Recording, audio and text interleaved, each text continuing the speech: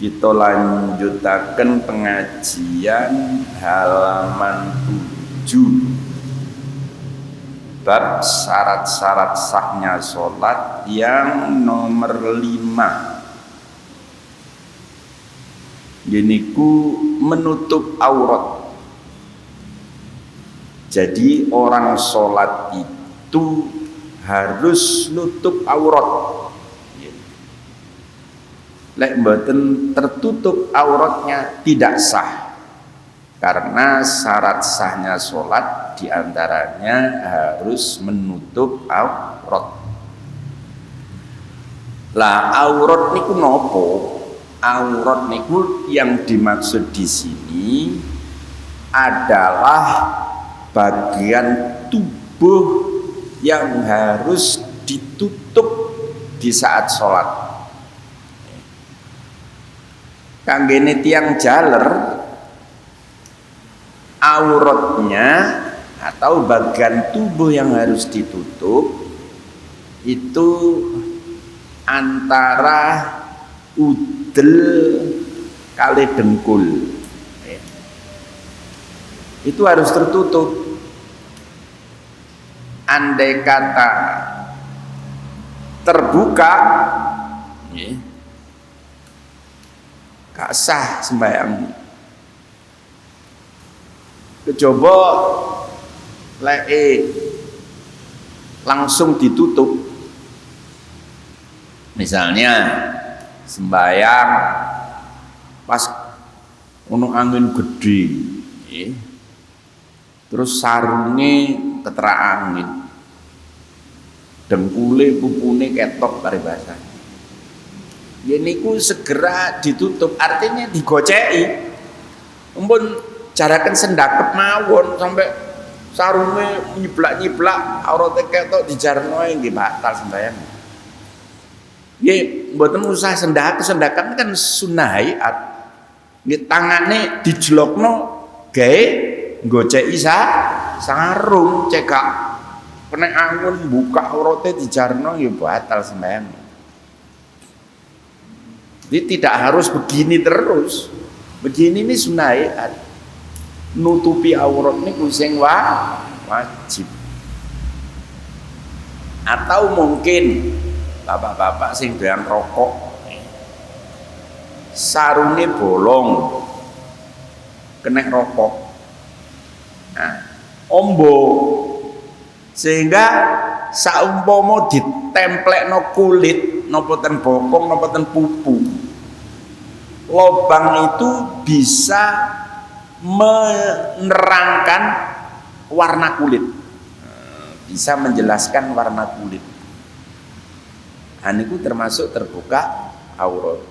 Misalnya ombo lobangnya terus aku ditemplekno, terus iso jelasno warna kulit. Oh kulitnya kuning atau ireng atau sawo mateng atau kadasen, saumpama. Niku terbuka auratnya. Tapi lek lobangnya itu kecil sehingga saumpama ditemplekno nang kulit di bagian aurat itu tidak bisa menjelaskan warna kulit, niku mboten terbuka auratnya. Kan mungkin ada lubang sakdom saumpamane, niku mboten termasuk terbuka auratnya. Adapun bagian yang lain ini sunnah ditutup, apalagi berpakaian pakai lengan panjang, itu sunnah, pakaian putih sunnah. Tapi yang wajib ditutup itu bagian antara pusar dan lutut. Itu aurate yang jalar. Lah aurate tiang estri semua tubuh di dalam sholat niki semua tubuh kecuali wajah dan telapak tangan. Niki bisa dibuka. Malahan untuk batuk baik laki-laki maupun perempuan, untuk kening batuk harus terbuka. Sebab apa?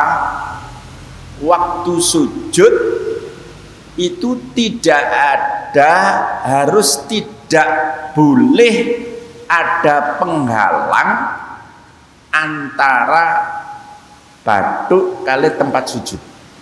Itu syaratnya orang sujud, diantaranya itu. Jadi kalau batuk niku wajib dibuka, baik laki-laki maupun perempuan.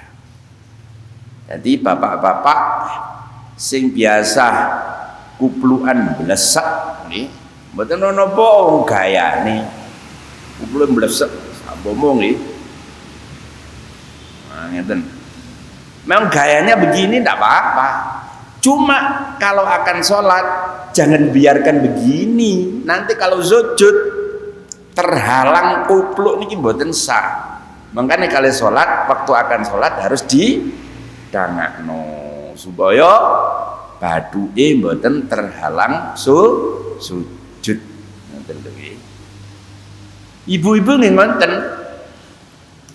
Mboten oleh nggawe mukena waktu sembahyang dhuwure alis sehingga nemen majune sampai nutupi bathuk, sehingga diperkirakan waktu sujud niku ketutupan bathuke niku nggih mboten sah.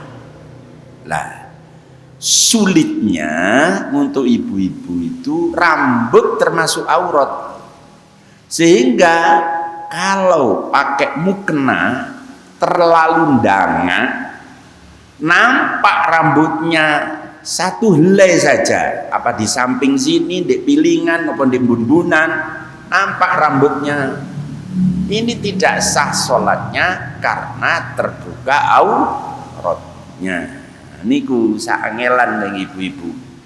Lek kemajuan blesek nutupi bathuk boten sah sebab sujute kedang-dangan mukena.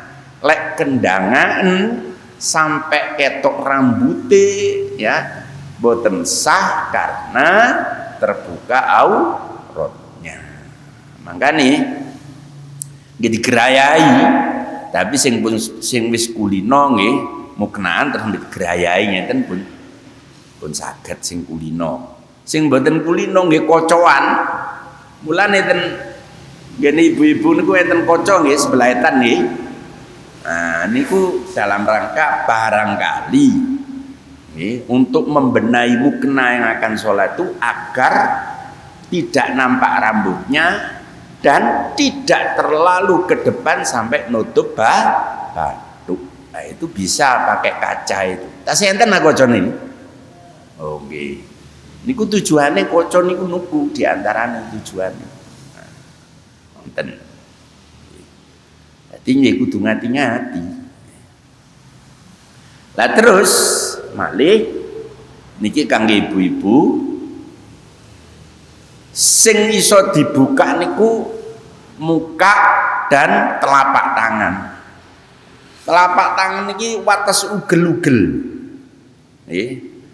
Pergelangan tangan, ugel-ugele tangan niki. Di ugel-ugel ke sini niki termasuk aurat. Makanya zaman biyen ibu-ibu niku umume sembahyang nggih rukuh terusan. Terus di bagian tangan niku enten sangklotane, gitu. Enten sangklotane ten driji ngenten lho. Tujuane lek dige takbir cek gak merosot. Rukuhe cek gak merosot sehingga nampak auratnya. Nah, niku tujuane enten centelane dek driji ngoten. Zaman biyen. Lah sakniki nggawe rukuh kethokan. Nggawe rukuh kethokan mboten masalah. Asal kethokane niku rada landung sehingga di saat takbiratul ihram niku lengan tangan ini ndak nampak. karena ketutupan ruku ketokan niku.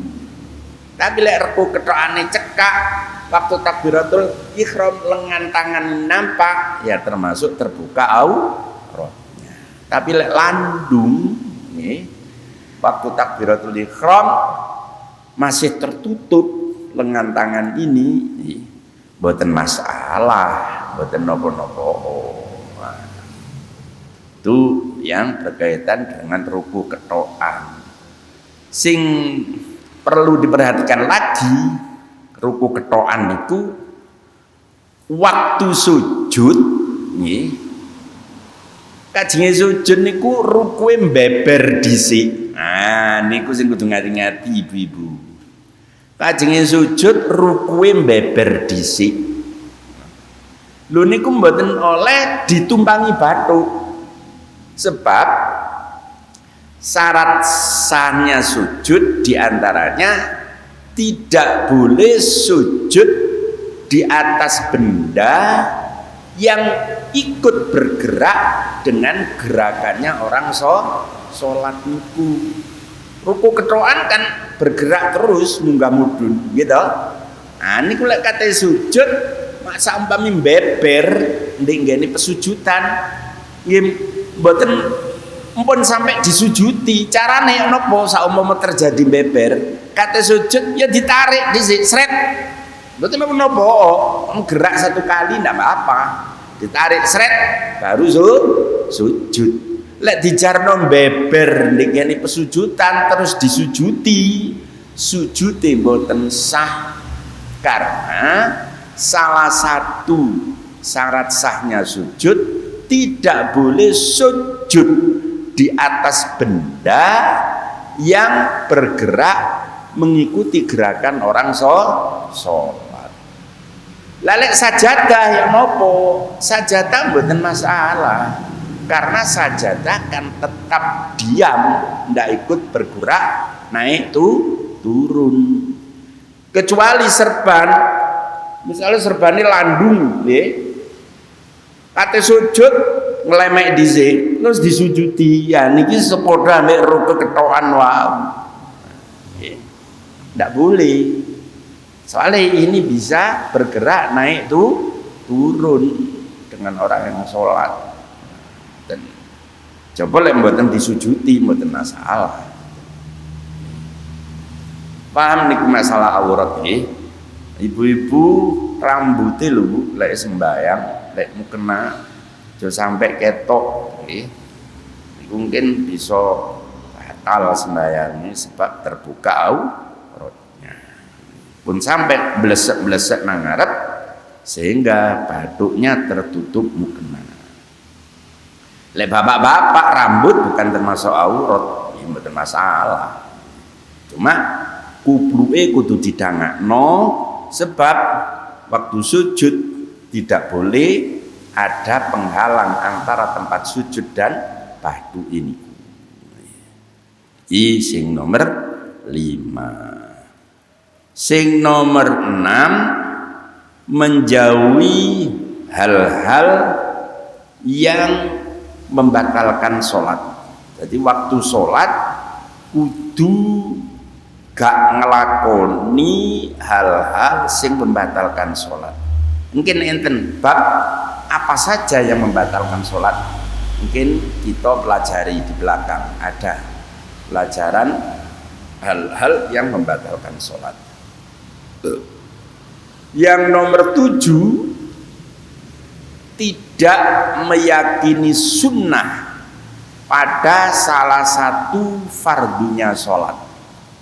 Artinya di dalam pelaksanaan sholat itu ada fardu atau rukun sama, fardu rukun itu podo searti. Terus ada sunnah abad, ada sunnah hayat. Mungkin dirinci, mungkin pelajaran ini kita rinci. Nah, niku aja sampai hal yang fardu dianggap sunnah. Napa sebabnya? Sebabnya mungkin karena dianggap sunnah sehingga kurang ada perhatian. Jadi fardu dianggap sunnah niku mboten oleh.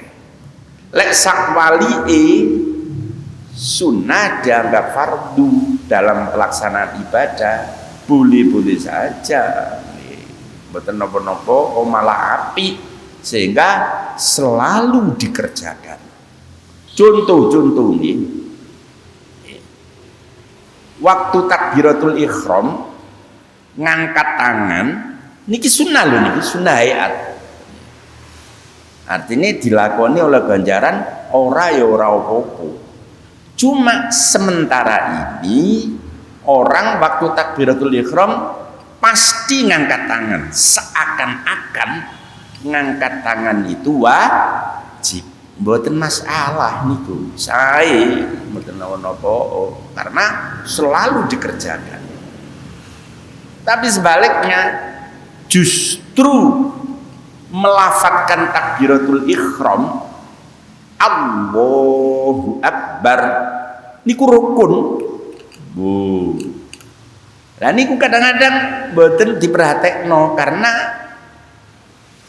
dianggap itu tidak wajib, mungkin ya. Sehingga orang takbiratul ihram biasa enake dhewe. Ngangkat tangannya ciyon. Cuma melafatkan ini kadang-kadang Allahu Akbar. Allah dosa Allahu Akbar wadah mboten sah nih.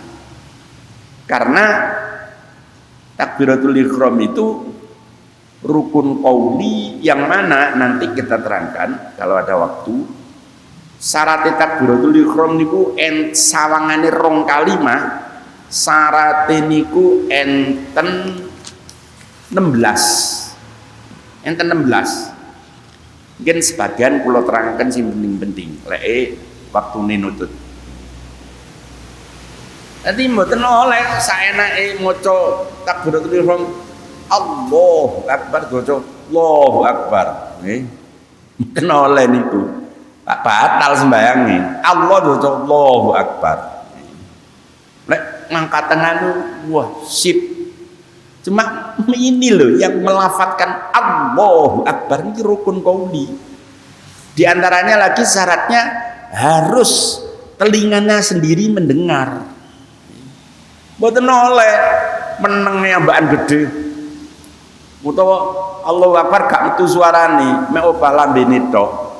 Niku mboten oleh sebab rukun qauli, rukun bangsa pengucap itu harus berbentuk, harus bersuara, telinganya sendiri harus mendengar. Berarti gak oleh lek opah lambene tok. Niku mboten qauli namanya. Kelamut-kelamut. Nggih, kelamut-kelamut opah lambene tok gak metu suarane, gitu. Nah, niku watan kan syaratnya kula sampaiaken takbiratul ihram. Ya.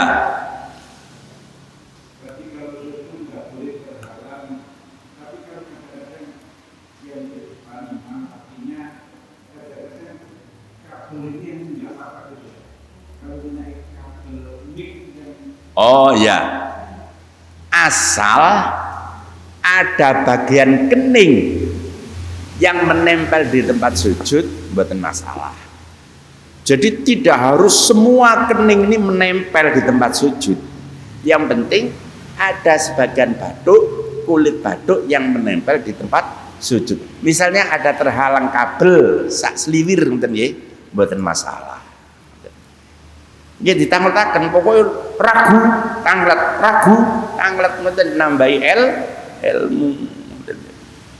Kula nggih usaha menjawab sebisa saya. Nek saged, nek mboten saged nggih tawakuf dhisik, pending dhisik, pelajaran yang akan datang akan saya jawab. Tapi lek sekalian saya paham dan saya bisa jawab, langsung saya jawab seketika. Nggih tanyakan nopo? Mungkin ada ditanyakan lagi nih. Ayo mau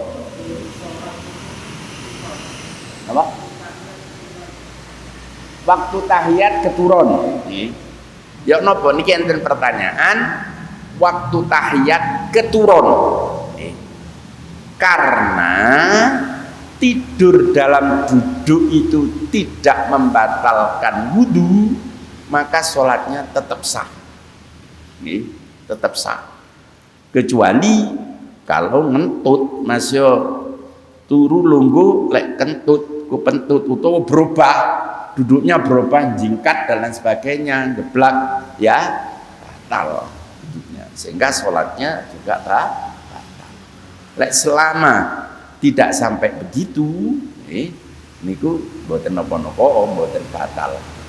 Terus perlu diketahui turu ambek ngantuk niku beda. Lek turu tidak mendengarkan suara di sekelilingnya niku turu. Tapi lek ngantuk masih mendengarkan sayup-sayup suara yang sekelilingnya. Misal kalau suaranya motor si krungu cuma ngantuk. Itu lain hukumnya. Tidur dan ngantuk niku lain. Jawabnya mboten napa-napa asal di tempat duduknya tidak berubah. Mungkin enten dinalkan Bapak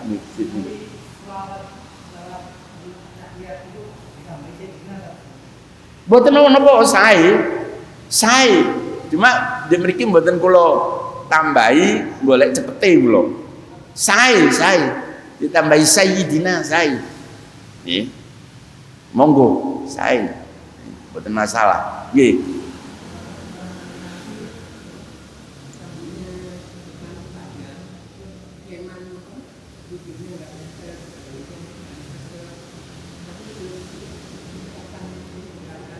Nggih mboten napa-napa. Sama dengan orang pakai mukena tadi mau sujud mbaber di tempat sujud. Nah, itu harus ditarik ke bawah ini terus sujud sama. Wong biyen nggih, biasa biyen iku kan gaya rambut macam-macam.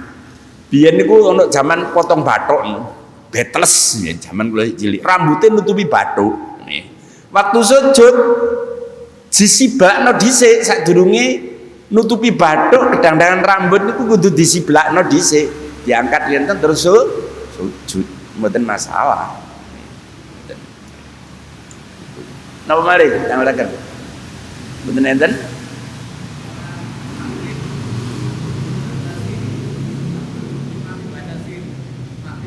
napa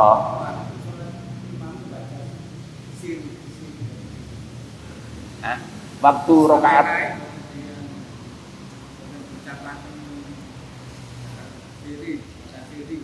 waktu maghrib Fatihah mboten dirasaken ngenten mengeraskan suara di sholat maghrib isya subuh di rakaat pertama dan kedua ini hukumnya sunnah. Sebaliknya mempelankan niku makruh hukumnya.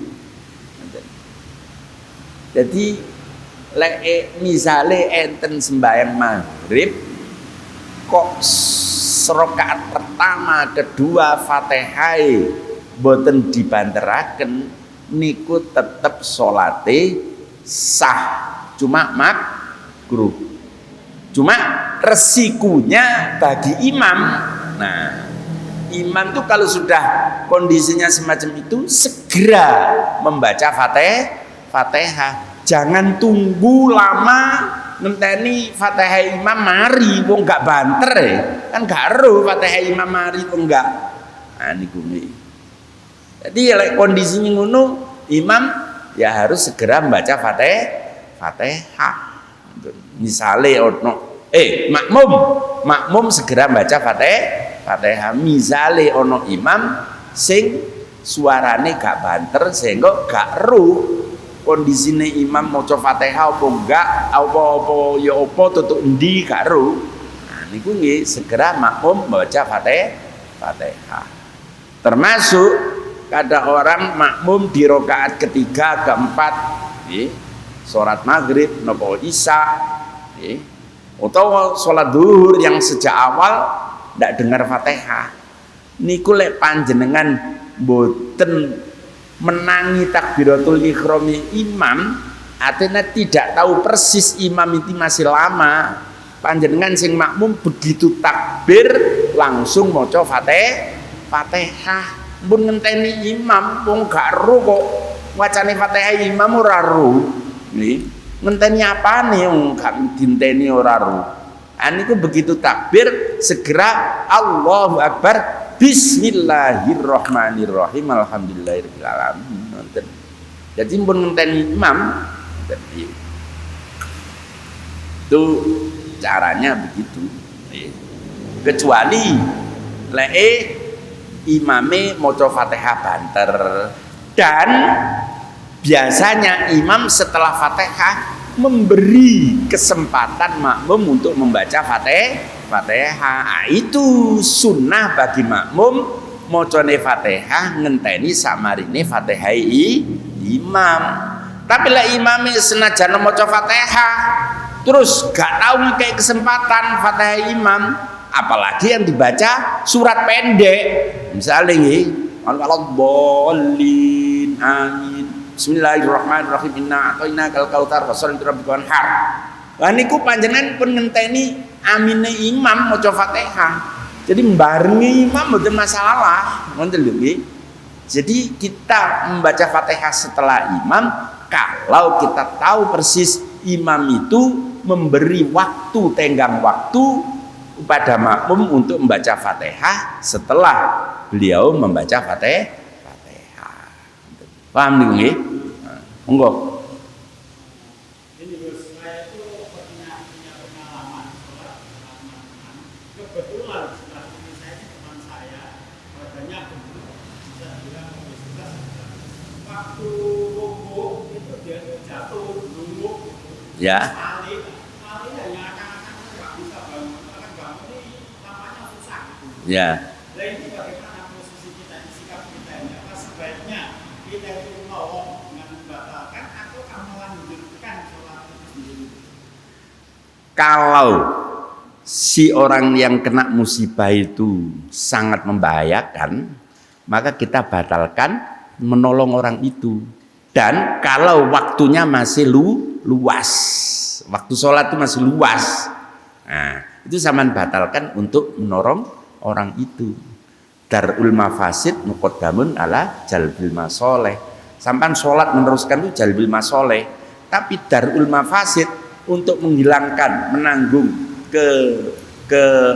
kerusakan, maksudnya ke bencana itu harus didahulukan daripada sholat dengan syarat waktunya masih panjang, misalnya waktu duhur gak sampai asar dan niku sampean beri pertolongan itu sehingga nanti setelah memberi pertolongan sampean sholat masih ada waktunya.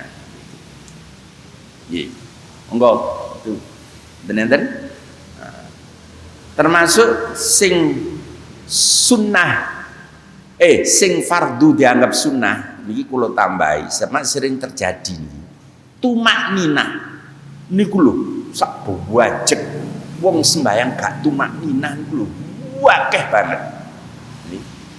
Tumak nina itu terdapat dalam ruku, i'tidal, duduk antara dua rukun, duduk antara dua sujud dan ruku, i'tidal, sujud, duduk antara dua sujud.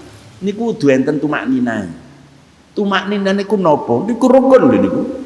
Tumak nina niku meneng sedilu sekirane cukup digunakan membaca subhanallah. Mek titik tumak nina niku. Misale niki nggih sembayang nggih. Allahu akbar subhanallah. Sami Allahu liman hamidah subhanallah. Lho niku lho pun cukup. Cukup niku. Nah, cuma istilah wong Jawa dikei ati ngrogo rempelo. Dikei murah sih kurang murah nggih. Sehingga pelaksanaannya Allahu akbar, sami Allahu liman hamidah, Allahu akbar. Niku. Apalagi sembahyang sunnah. Mungkin dianggap sembahyang sunnah itu tumak ninanya ikut sunnah. Tetap yang namanya sholat rukun itu tetap hukumnya rukun harus dilakukan. Walaupun itu sembahyang sunnah. Bukan berarti sembahyang sunnah rukun-rukunnya jadi sunnah. Boten. rukun-rukun atau fardu-fardu tetap wajib. Nah niki sing kata-kata salat sunnah qobliyah ba'diyah watan niku tumaknina ndak dihiraukan. Pokoke jombat wis. Sembayang jombat wat meneng dit Allah Akbar. Sami Allah. Lho niku lho cukup. Tapi kenyataannya wah. Ngenten. Lah, di antaranya itu. Tumaknina itu diam seluruh anggota tubuh. Diam niku seluruh anggota tubuh.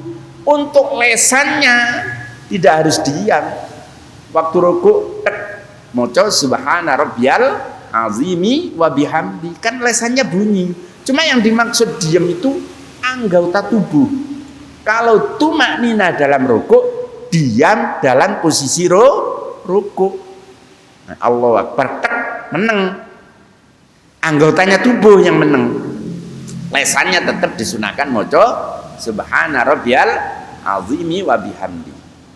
Itidal nggih ngoten lah niki sing ditangetaken Bapak Haji Soleh tadi itu.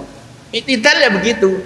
Sami Allahu liman hamidah tek meneng seluruh anggota tubuh termasuk tangan. Diem.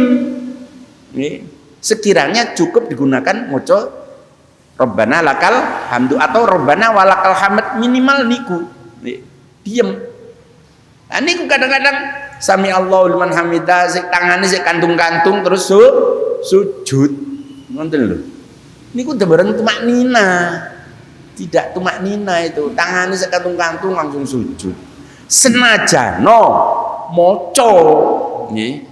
Senajano maca Rabbana walakal hamd, tapi kondisi anggota masih bergerak, niku dereng tumaknina. Tumaknina niku seluruh anggota tubuh diam. Kalau tumaknina dalam i'tidal ya diam dalam posisi i'tidal, dalam kondisi i'tidal seluruh anggota tubuh. Nah, niku masalah sing gelek terjadi. Kadang-kadang sami Allah liman hamidah terus goceki sarunge langsung sujud. Mboten meneng sami Allah liman hamidah goceki sarunge terus sujud. Kudu meneng. Kadang-kadang sing ditanglet-tanglet mau sami Allah liman hamidah si kantung-kantung tangane terus sujud. Nah, itu. Lah, kalau kita memperhatikan sunnah asal kita lakukan sesuai dengan aturan, maka tumakninahnya terjamin. Asal sunnah itu dilakukan sesuai dengan aturan. Misalnya Allahu Akbar subhana rabbiyal azim wa bihamdi, lan terjamin nanti tumakninah. Menengi kan suwe nih melebihi dari lafaz subhanallah. Sami Allahu liman hamidah Rabbana walakal hamd. Rabbana lakal hamdu mil'us samawati wa mil'ul ardi wa mil'u ma syi'ta min syai'in ba'du. Tambah suwe asal dilakukan sesuai dengan aturan. Sing gelem niku maca tambah ambek bergerak. Nah niku Allahu akbar subhana rabbil azim wa hamdi sami Allahu alhamdulillah rabbana lakal hamdu sujud. Nah, masih maca lek sambil bergerak itu ndak tumaknina.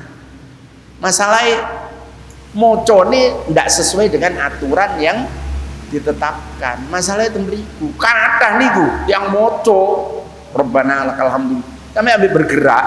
Jadi tangannya sami Allahu alhamdulillah Rabbana lakal hamdu sama ini mboten tumaknina. Tapi lek mocone sesuai dengan aturan sip niku tumakninai sempurna sekali, apalagi dibaca 3 kali. Wah niku. Cuma ngene niku istilah balik nang istilah wong Jawa dikai ati ngrogo rempelo. Dikai murah niku sih kurang murah. Sampeyan cek nih mungkin sembahyang sunnah, sembahyang qobliyah Jumat semono sak budget yang mboten tumaknina. Terutama di saat i'tidal, rukuk dan i'tidal. Sujud ngono, duduk antara dua sujud. Nah, iku. Kurang Mas ya. Mungkin tentang lintu-lintu masalah nopo mawon, masalah najis, masalah jamaah, masalah nopo mawon lah, pokoknya panjenengan ragu panjenengan tangletaken nambahi ilmu nggih.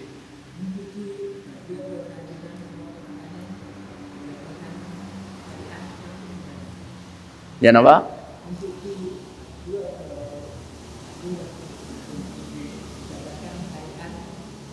Carian. Nggih.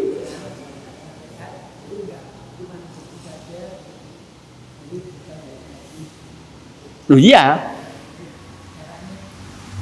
Nggih ngenten. Benda yang kena najis, apa itu baju, badan, pakaian, niku najisnya harus hilang bendanya. Pertama. Dan harus hilang warna, bau, rasa. Lah, caranya kalau airnya sedikit niku kudu dikelucur.